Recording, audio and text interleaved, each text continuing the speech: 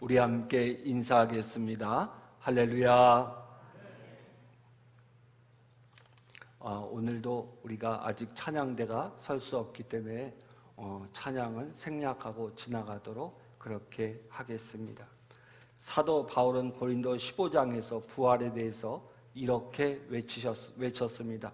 성경대로 그리스도께서 우리 죄를 위하여 죽으시고 장사 지낸 바 되셨다가 성경대로 사흘 만에 다시 살아나셨느니라.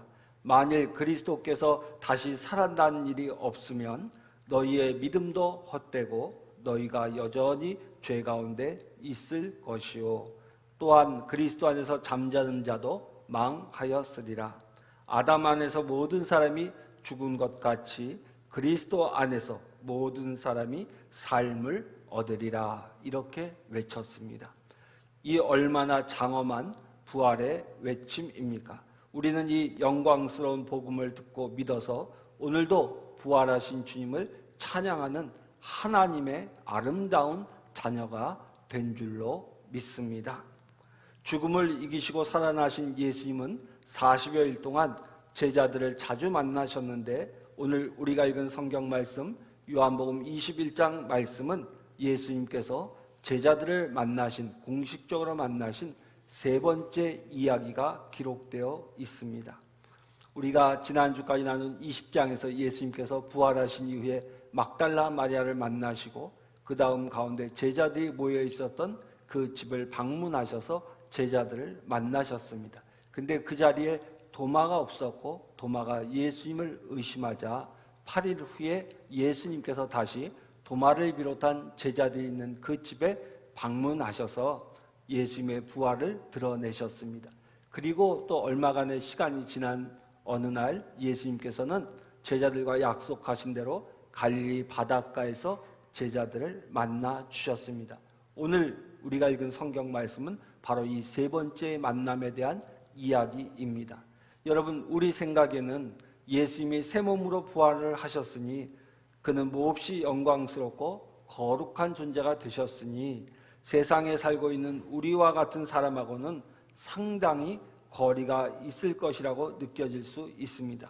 그런데 오늘 본문에 갈릴리 바닷가에 찾아오신 예수님, 고기 잡는 제자들을 만나주신 예수님을 보면 너무나도 다정하고 은혜스러운 모습을 볼 수 있게 됩니다.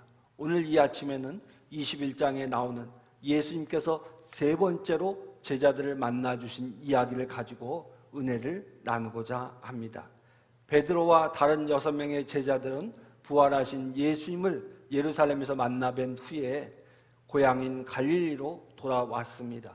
예수님께서 이미 여인들에게 말하기를 내가 먼저 갈릴리로 가리니 거기서 만나자고 말씀하셨기 때문에 그 말씀을 기억하고 제자들이 갈릴리 호수로 돌아왔습니다.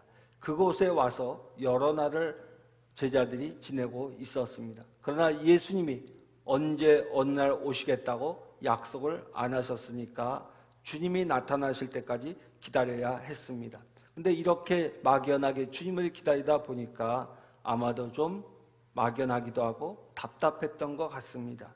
그리고 어떤 이유인지는 알 수 없지만 제자들 가운데 베드로가 어느 날 오늘 성경 말씀 보니까 나는 오늘 밤 고기를 잡으러 가겠노라고 이야기를 합니다. 그러자 다른 6명의 제자들도 우리도 함께 가겠다고 따라 나섰습니다. 그래서 7명의 제자들이 갈릴리 호숫가에서 배를 타고 나가 밤새 고기를 잡았습니다. 여러분, 왜 베드로가 갑자기 고기를 잡으러 가겠노라고 이야기했을까요? 오늘 이 본문을 놓고 여러 가지 성경 해석이 있습니다. 그러나 그 여러 가지 성경 해석 중에 크게 두 가지가 있는데 어떤 분은 이렇게 이야기를 합니다. 베드로가 영적으로 그 사이에 또 병이 들어서 영적으로 그가 낙심이 되어서 예수님을 기다리지 못하고 그가 옛 생활로 세상으로 돌아갔다고 해석하는 분도 있습니다. 그러나 이와 반대로 또 어떤 분은 그 시대를 생각하면서 상당히 현실적인 이야기를 들면서 베드로와 제자들이 고기를 잡으러 간 것은 그들의 영적인 문제가 있어서가 아니라 그들의 삶의 현실이 그들을 바닷가로 몰았다고 이야기를 합니다. 여러분, 지금 갈릴리 호숫가에 와 있는 베드로를 비롯한 제자들은 부활하신 예수님을 2번이나 만난 제자들입니다. 그러니까 그들에게 있어서 영적인 흔들림이라는 것은 더 이상 있을 수가 없다, 그런 이야기입니다. 그러나 그들이 갈릴리 호숫가에 와서 고향에 돌아와서 머물고 있는 동안 하루 이틀이 아니라 몇 날을 아무 일 하지 않고 기다린다는 것은 조그만 동네에서, 그것도 장성한 장정들이, 그것도 7명이라는 사람들이 그냥 매일같이 먹고 마시면서 쉬고 있는다는 것이 용납되기 어려운 상황이었다는 것입니다. 그래서 베드로를 비롯한 제자들 7명이 그들의 생활비를 감당하기 위해서 오랫동안 내버려뒀던 배를 타고 바닷가에, 호숫가에 나가서 그물을 내린 것이다, 이렇게 이야기를 하고 있습니다. 어찌되었든 간에 오늘 성경이 가르쳐주고 있는 분명한 사실은 베드로와 제자들이 예수님을 기다리다가 어느 날 고기를 잡기 위해서 배를 타고 나갔다는 것입니다. 그런데 문제는 무엇이냐면 그들이 배를 타고 나가 고기를 잡으려고 했지만 그들은 밤새도록 애를 썼지만 한 마리도 고기를 잡지 못했다는 것입니다. 여러분, 아무리 잘하던 일이라도 할지라도 3년 동안 손을 떼고 있다가 다시 잡는다면 제대로 될 리가 없습니다. 그래서 그랬는지 모르지만 갈릴리 고기잡이는 야간 작업인데 그날따라 이상하게 고기를 한 마리도 잡지 못했습니다. 밤새도록 땀을 흘리면서 그들이 열심히 그물을 던졌다 당겼다 해보았지만 허탕이었습니다. 얼마나 그들의 심정이 착잡했었겠습니까? 아침이면 만선의 깃발을 펄럭이면서 항구로 돌아오리라고 기도했던 그들의 꿈은 물거품처럼 사라지고 말았습니다. 바로 그때에 사라질 새벽녘에 멀리 떨어진 해안에서 누군가 그들을 향해 소리쳤습니다. 얘들아, 너희에게 고기가 있느냐? 요즘 우리말로 한다면 고기 좀 잡았느냐? 그런 이야기입니다. 이러한 음성을 들은 제자들은 맥 빠진 소리로 이렇게 대답했습니다. 아무것도 없나이다. 한 마리도 잡지 못했습니다. 라고 대답했습니다. 나중에 예수님의 사랑을 특별히 받고 있었던 요한이 이 음성의 주인이 누구인 줄을 알아차렸습니다. 그러나 그날 밤 그들이 한 마리도 잡지 못하고 있다는 사실을 대답하자 예수님께서는 이어서 말씀하시길 배 오른편에 그물을 내리라고 말씀하셨습니다. 그러자 제자들은 밤새도록 그물질에 지쳐 있었지만 다시 한번 배 오른편에 그물을 내렸습니다. 그런데 놀라운 일이 일어났습니다. 한 마리도 잡히지 않던 그 그물에 큰 물고기가 153마리나 잡히는 놀라운 일이 일어났던 것입니다. 그런데 바로 그때에 예수님의 사랑을 특별히 받고 있었던 사도 요한이 무엇인가를 깨닫고 베드로에게 얘기합니다. 주님이시다. 지금 우리에게 소리친 분이 바로 주님이시다라고 외쳤습니다. 그러자 순간 베드로는 예수님의 사랑을 받고 있던 요한의 이야기를 듣고 그도 역시 무엇인가를 생각하고 있다가 주님이다라는 말씀을 듣고 그는 겉옷을 챙겨 입고 바다에 뛰어들어서 헤엄을 쳐서 바닷가로 나왔습니다. 여러분, 한번 이 장면을 이 시간 여러분들이 머릿속으로 한번 상상해 보십시오. 밤새도록 고기를 잡았습니다. 한 마리도 잡지 못했습니다. 이제 해가 언더 떠오려고 하는데 그때 어디선가 들려오는 소리가 있었습니다. 고기를 좀 잡았느냐? 그때 아무것도 못 잡았습니다라고 대답하자 배 오른편에 그물을 던지라는 주님의 음성이 들려오는 그 음성을 듣고 배 오른편에 그물을 내렸다가 많은 물고기를 잡는 제자들의 모습을 한번 생각해 보십시오. 근데 바로 그때에 사도 요한이 이 음성의 주인이 예수님을 알고 그가 베드로에게 주님이시다라고 말했을 때 베드로가 옷을 갖춰 입고 호숫가에 뛰어들어서 해안가로 나오는 그 광경을 한번 생각해 보시기를 바랍니다. 여러분, 예수님께서 언제 그 해안가에 와 계셨을까요? 아마 여러 가지로 설명하시는데 밤중에 오셨을 것이다, 새벽녘에 오셨을 것이다, 아니면 그들이 배를 타고 호숫가에 나가는 그 순간부터 오셔서 밤이 새도록 지켜보셨을 것이다 라는 다양한 해석이 있습니다. 그러나 어찌 되었든 간에 예수님께서 해안가에 와 있었지만 제자들은 고기를 잡는 일에 여념이 없었는지 해안가에 서 계셨던 예수님을 보지 못했었습니다. 여러분, 이와 비슷한 이야기가 누가복음에 잘 기록되어 있습니다. 엠마오로 가는 두 제자가 있었습니다. 길을 얼만큼 걸어갔을까? 한 젊은이가 그들과 함께 길을 걷게 되었습니다. 길을 같이 걸어가면서 그 젊은이가 성경 말씀에 대해서 구약서부터 신약의 말씀을 풀어 주었습니다. 그 말씀을 듣는 순간 그 엠마오로 가던 두 제자의 마음이 뜨거워졌습니다. 그러나 그들은 그들과 함께 동행하고 있는 이분이 부활하신 예수님이라는 사실을 전혀 깨닫지 못했습니다. 그들이 가던 길을 멈추고 함께 잠시 식사를 하게 되었습니다. 그때에 예수님께서 그들의 눈을 열어주시자 그 엠마오로 가던 두 제자가 바로 그들과 함께 동행하셨던 분이 부활하신 예수님이라는 사실을 그제서야 알게 되었습니다. 그러나 예수님이라는 사실을 알게 되었지만 그 자리에 예수님은 계시지 않으셨습니다. 이처럼 예수님께서 갈릴리 호숫가에 와 계셨지만 제자들의 눈을 주님이 열어주시지 않으셨다면 그 제자들은 예수님을 보고도 알지 못했을 것입니다. 그러나 분명한 것은 오늘 예수님께서 그 제자들의 고기잡이를 지켜보시다가 그들에게 말씀하셨을 때 제자들이 그 말씀을 알아듣고 순종하였을 때에 밤새도록 빈 그물질을 하던 그들의 그물에 많은 물고기를 잡을 수 있는 복을 누리게 되었음을 오늘 성경은 가르쳐주고 있습니다. 그리고 사도 요한의 이야기를 듣고 제자들이 주님이시다라는 그 말씀을 듣고 베드로는 헤엄쳐 나오고 제자들은 잡았던 고기를 끌고 육지로 나왔습니다. 여러분, 오늘 제자들이 밤새도록 빈 그물질을 했습니다.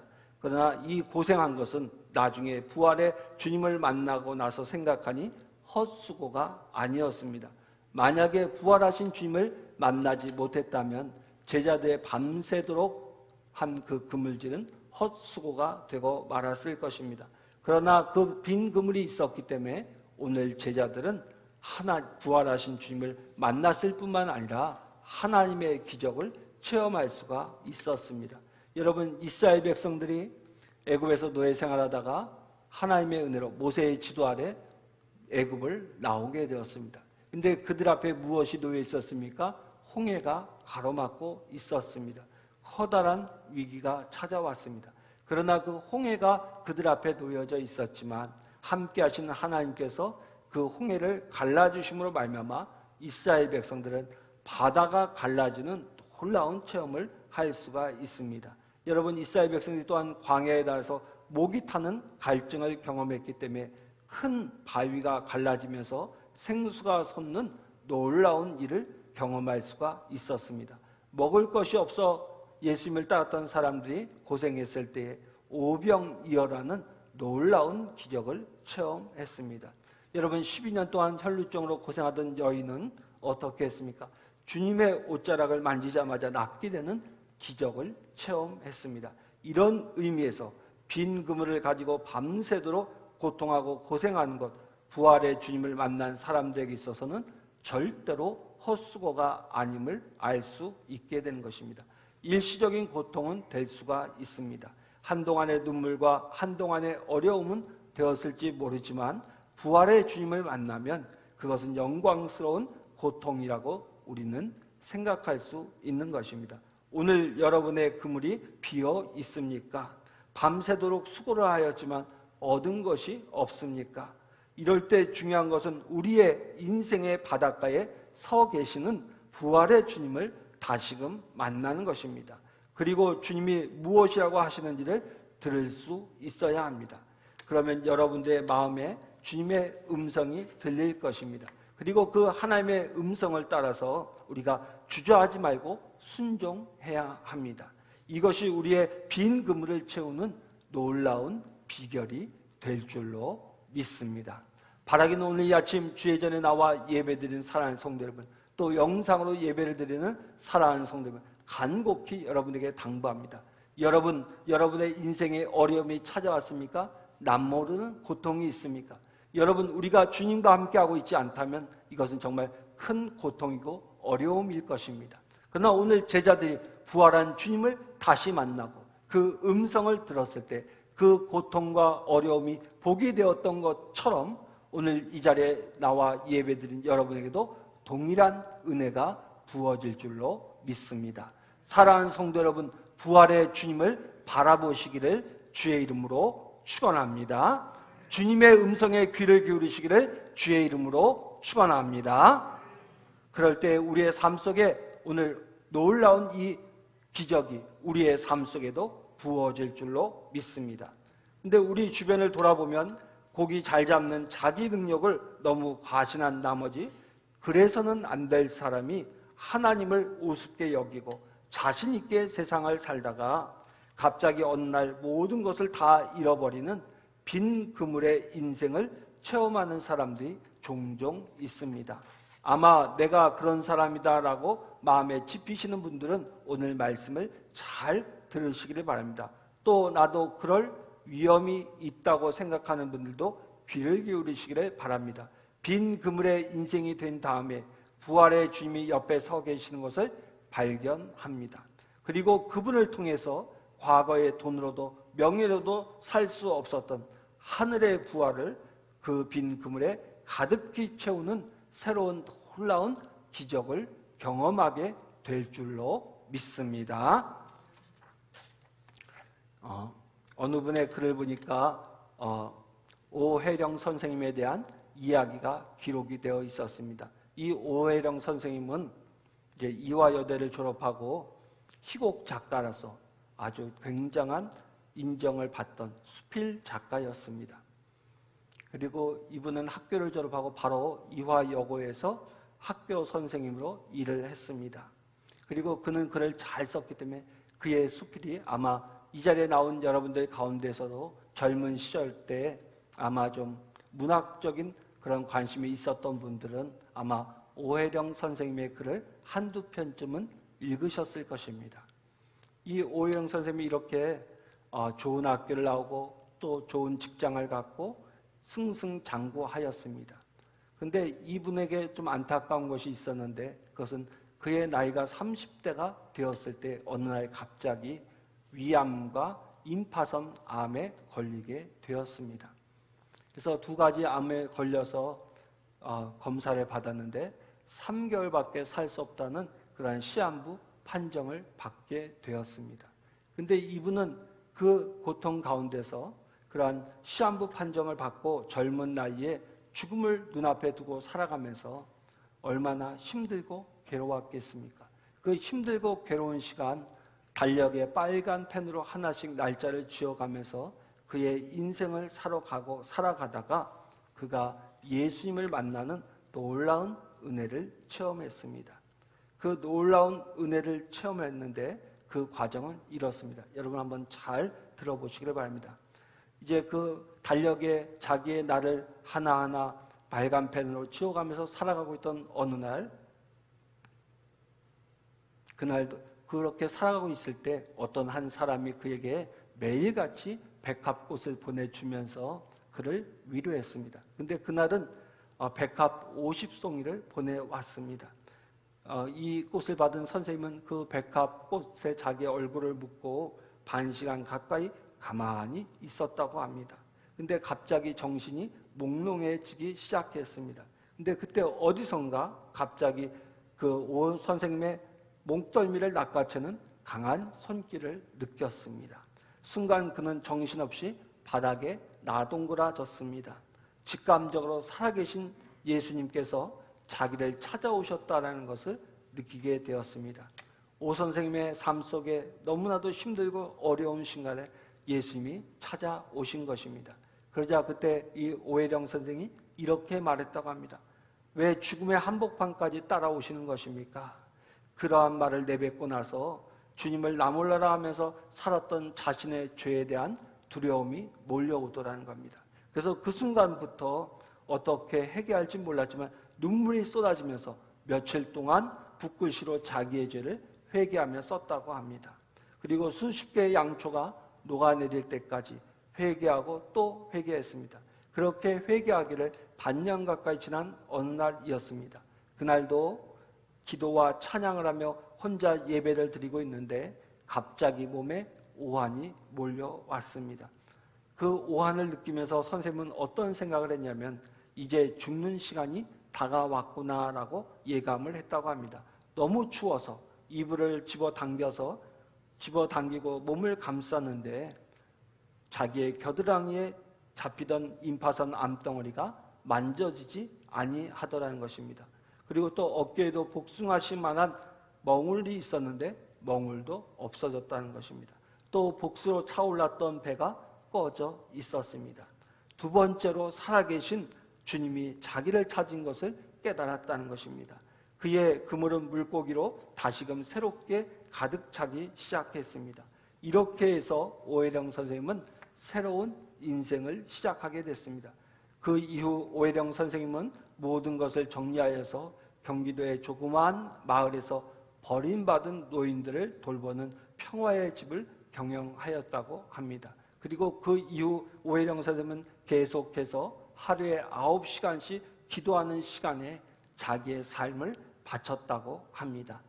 그분이 쓴 글 중에 아주 감동적인 내용이 있어서 이제 여러분들에게 소개하고자 합니다. 여러분 한번 잘 귀 기울여 들어보시기를 바랍니다. 당신이 없는 생의 호수에 그물을 던지고 물고기가 잡히기를 바랐던 지난 나날들은 죽은 시간이었습니다. 오 주님, 이제 당신께서 그물을 채워 주소서. 그러면 저는 비로소 살 것입니다. 인생의 가장자리에 서 계신 부활의 주님, 당신 없이 한평생 수고해 보아야 우리의 인생은 빈 그물이옵니다. 비록 저의 인생의 가장자리에 서 계신 당신을 지금 당장 알아차리지 못한다 하더라도 저희의 계획을 과감하게 포기하고 당신께 대한 신뢰 속에서 새로 시작하려는 각오가 설 때 저의 행위에 방향과 성취가 부여됩니다. 당신은 가장자리에 서 계시지만 늘 저에게 그물을 이렇게 혹은 저렇게 던지라고 분부하고 계시기 때문이옵니다. 날마다 호숫가에서 저희를 기다리시는 주님을 바라보게 하옵소서. 여러분, 너무나도 영감 있고 아름다운 고백이라고 생각합니다. 제자들이 부활의 주님이 서 계시는 곳을 보자 급히 뭇으로 나왔습니다. 근데 나와서 보니까 주님께서는 숯불이 이글이글 타고 있었고 그 위에는 떡과 생선이 냄새를 피우며 익어가고 있었습니다. 예수님은 베드로더러 잡은 물고기를 좀 더 가져오라고 하셨습니다. 그리고 고기를 더 많이 숯불에 얹어서 구워 준비가 다 되자 제자들 향해서 와서 조반을 먹으라고 하셨습니다. 예수님께서 어떤 면에서는 낙심하고 다시금 고기잡이로 돌아왔던 제자들을 불러 맞이해주고 있는 모습을 오늘 성경은 우리에게 가르쳐주고 있습니다. 사랑하는 성도 여러분, 이제 우리는 설을 지내고 2021년을 본격적으로 맞이하게 되었습니다. 여러분들 가운데 인생의 빈 그물 때문에 남모르게 고통하고 몸부림치고 있는 성도님들 계십니까? 오늘 제자들 다시 만나주시고 제자들을 부르셨던 그 주님의 음성에 귀를 기울이실 수 있는 저와 여러분들이 되시기를 간곡히 부탁을 드립니다. 그리고 그 음성을 들으시고 여러분들께서 그 음성에 순종하여서 하나님의 놀라운 은혜를 체험하는 2021년이 되시기를 주의 이름으로 축원합니다. 여러분, 어느덧 세월이 지나서 2021년 사순절이 돌아오는 수요일부터 시작하게 됩니다. 저는 여러분들이 주님의 음성을 듣기 위해서 인생의 빈 그물질을 하면서 고통하는 우리에게 말씀하시는 주님의 음성을 듣기 위해서 이번 사순절 기간 동안에 다 함께 우리가 새벽에 나와서 기도하는 그러한 일들을 함께 하기를 원합니다. 그래서 이번 사순절 기간 동안에 우리가 다 함께 기도하면서 주님의 음성을 들으면서 코로나로 인해서 너무나도 힘들고 지친 삶을 살아왔는데 다시 한번 주님의 음성을 듣고 우리의 영이 회복될 뿐만 아니라 우리의 인생의 빈 그물도 가득히 채워갈 수 있는 저와 여러분들이 되시기를 주의 이름으로 부탁을 드립니다. 기도하겠습니다.